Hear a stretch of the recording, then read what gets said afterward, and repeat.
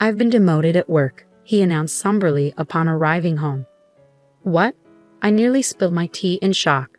His company's recent poor performance and impending restructuring had hinted at potential personnel changes, but I never anticipated it hitting Scott directly. Nevertheless, I felt it was crucial to stand by him during such trying times as his wife. "Well, perhaps it's just a stroke of bad luck. Times are tough, and I'm also working, so let's not fret," I replied, trying to maintain a cheerful demeanor. "I'm Catherine, 50 years old, currently employed full-time in the back office. I reside with my husband Scott, who is 2 years my senior, our high school sophomore daughter Julia, and my 72-year-old mother-in-law Ethel. While Ethel and I may not always see eye to eye, our interactions are limited to when I'm home since I work outside, so I've chosen not to dwell on it. To my daughter, I advised, your dad is feeling a bit down because of the demotion, but let's try to carry on as usual around him." However, Scott began to unload his frustrations, and as the saying goes, people often vent their frustrations on those closest to them, those they trust the most. And unfortunately, I became the recipient of it all. The following day, while cleaning the hallway on my day off, he passed by and suddenly remarked, "You've put on weight since we got married, haven't you?" "Huh? Well, I'm 50 after all. Even the gynecology pamphlets mention that women tend to gain weight around menopause. But according to my company's health checkup, I'm not overweight," I retorted. Then came his heartless words, "Forget the health checkup. Your figure is too unsightly. You're just being lazy. If you're overweight, I'm embarrassed to be seen with you and your barrel-like figure." His sudden cruelty left me speechless, and as he added, "ugly," before retreating to his room and locking the door, I was left bewildered. What? What's happening all of a sudden? I pinched my own side in disbelief. I can pinch it. When I squeeze it between my thumb and forefinger, it fits snugly, and I can tell that I've gained more than enough. But why now all of a sudden? It felt like an arrow had pierced me unexpectedly, the shock so intense that I even forgot I was holding the magician wiper in my hand, which then slipped and clattered loudly to the hallway floor. From that day onward, Scott's treatment of me grew increasingly harsh. To exacerbate matters, my mother-in-law seemed to have overheard the argument from that weekend and decided to intervene. Then tensions escalated further. As I ascended the stairs with a basket of laundry intending to hang the clothes, my mother-in-law awaited me not at the bottom, but at the top of the stairs. She would make remarks like, "Oh, how dreadful. If only you weren't so overweight, we could pass each other on the stairs. I wouldn't have to wait here because your obesity restricts the space for both of us." Moreover, during dinner when I served fried chicken, she'd comment, "Isn't this what's contributing to your weight gain?" and promptly remove my plate. Instead, she'd suggest that only the three of us who weren't overweight should eat. My gynecologist had mentioned that after middle age, one tends to either gain weight or lose it, yet my mother-in-law remained on the thin side. She was as slim as a dried-up tree, but I managed to tolerate her incessant taunts. Such annoyances had become routine, so I had grown somewhat accustomed to them. What truly wounded me, however, was my husband's behavior. Since that incident, Scott ceased speaking to me. There were no expressions of gratitude or compliments, not even when I served him breakfast. He simply ate in silence and then left the table. He would enter and exit the bathroom without uttering a word. Though we still shared the bedroom, he would merely turn his back to me and immerse himself in his smartphone. I couldn't bear being treated as though I were invisible. One night, summoning my courage in the bedroom, I asked, "Is there a reason you're ignoring me?" His response was cold. "Not really, but I prefer not to engage with anyone other than humans." He continued, "I don't want to be associated with a family member who is this overweight. If you truly care about me, you'll shed some pounds." What? His words left me disheartened. But it's inevitable with age. You understand that, don't you? Even though I walk 1.2 miles for my commute, I'm doing my best in my own way. Despite my efforts to combat the weight gain that often comes with aging, he coldly turned his back, dismissing my struggles. "If you're not seeing results, then it's as if you're not trying at all. Don't speak to me anymore." And with that, he truly stopped acknowledging my presence. Meanwhile, my mother-in-law persisted in taunting me about my weight. Whenever meat, fruits, or rice were served, she'd question, "Are you permitted to eat that? Do you realize?" Eventually, I found myself restricted to salads and boiled vegetables. Scott remained silent throughout, merely moving his chopsticks without a word. It seemed my marriage was nearing its end. During my spare moments, I began packing my belongings. If this was the treatment I would receive from Scott, perhaps it was best to disappear altogether. When I confided in my daughter, saying I'm considering moving back to my parents' house, she sympathized. I understand. I witnessed Grandma and Dad always picking on you during meals. It's painful to watch. I'll come with you, Mom. We can stay with your parents and I can still attend high school from there. And now, tomorrow marks the beginning of the demotion I've been anticipating, right after the winter break. Scott approached with a smile, suggesting, let's all have a drink, just this once. Tomorrow, life without subordinates begins for him. I pondered whether he found this situation unbearable. However, by now, I had lost the will to play along. Even his forced smile grated on my nerves. Scott piped up, let's enjoy a nightcap with dinner. I'll whip up some wine spritzers. It might have been the first time he had directly addressed me since the demotion announcement. He continued, Julia can have juice, and I'll fix you a wine spritzer too, Catherine. He then placed the prepared drinks at 3 spots on the table.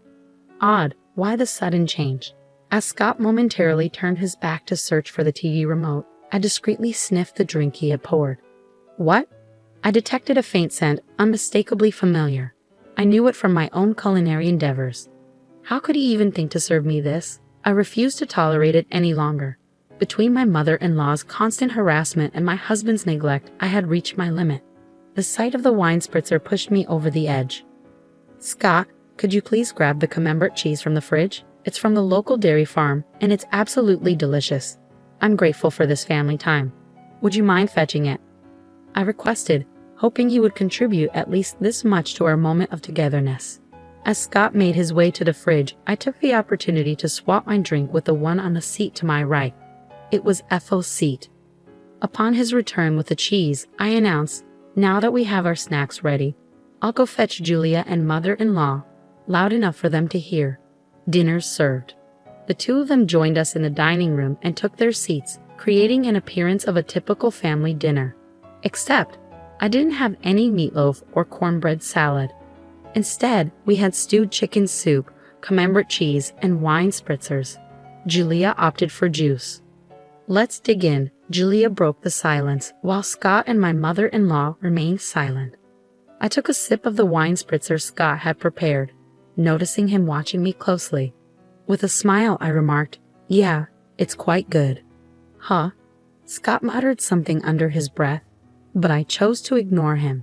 Instead, I focused on my salad before taking another sip of the wine spritzer. Suddenly, a stream of red liquid shot out from my mother-in-law's mouth, resembling Godzilla's fiery breath. Wait, Grandma, what happened? My daughter exclaimed, rising from her seat in surprise. Some of the liquid splattered onto her salad. Did you choke? Are you okay? Julia quickly fetched a towel and returned, offering it to my mother-in-law, who wiped her mouth. However, her reaction was one of disbelief. What? What is this? Grandma, your mouth, it looks like spicy cod roe, my daughter observed, growing increasingly concerned. Hey you! He put it in my drink. My mother-in-law shrieked, attempting to grab me, but I coldly brushed her hand away. It wasn't me. Scott made it, I stated firmly. This dismissal, coupled with the revelation of Scott's involvement, seemed to stun her. What? My mother-in-law screamed, her lips still stained with sauce, before turning to glare at Scott, who was visibly trembling. Leaning towards him, I exerted some pressure by resting my hand on the table. You thought you could sneak it into the wine spritzer, didn't you? I could detect it slightly because I've encountered it before. That was a dash of hell, wasn't it? I confronted him sternly. A drop of hell? I picked it up at the food fair in Alabama. It might not be as renowned as death sauce, but with its subtle lime undertones, I found it more appealing for its homely flavor, I explained. That hint of lime was what I detected, indicating he had added a significant amount to the drink. My mother-in-law likely didn't notice due to the wine spritzer's aroma, or perhaps she mistook the lime scent for part of the drink's flavor. Regardless, this was an exceptionally malicious prank, incredibly vicious. Wait, Dad did that? Julia's expression was one of disbelief. I actually intended for Catherine to have it, Scott admitted. You should switch it with yours. Even if my mother-in-law is foaming at the mouth, it's out of line. Just because she realized it was meant for me, she wants to pass it off to me. I'm not touching that dangerous concoction, I asserted in a hushed tone, maintaining pressure on Scott. And then I confronted him.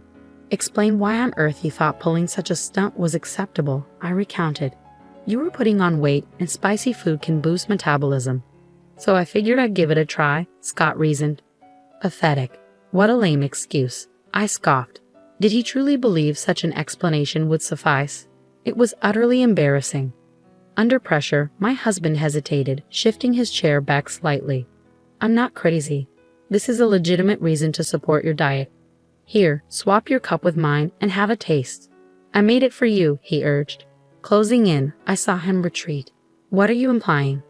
As the one who prepared it, you should be the one to sample it. Come on. Rising from my seat, I grabbed a cup containing the fiery concoction meant for my mother-in-law and tossed it in front of my husband. Setting it aside, I closed the gap once more. After ignoring me and treating me like I'm invisible for so long, did you honestly expect me to drink something you claimed to make with a smile out of the blue? Did that not occur to you in your empty head? Isn't it all too childish? Come on, taste it as the one who brewed it. Take some responsibility, I asserted, slamming the table. At the sound, my husband, perhaps hoping to evade further confrontation, rose from his chair and stepped back. Amidst the tense silence, a soft voice broke through. Both my husband and I turned to the source. It was our daughter, Julia. She began to speak, her words sounding strained as if she were forcing them out. Taking out your frustration on Mom, who supports you the most when work gets tough, and subjecting her to repeated cruel treatment. It's like a childish prank. I might not be supposed to say this to my parents, but it's too immature and unbearable to witness. Our daughter stood up, addressing her father directly. Is it wrong to struggle with weight? Mom wakes up early, walks to work, and even packs her own lunch. So it's not fair to say she's not making an effort, she continued, turning to face her grandmother.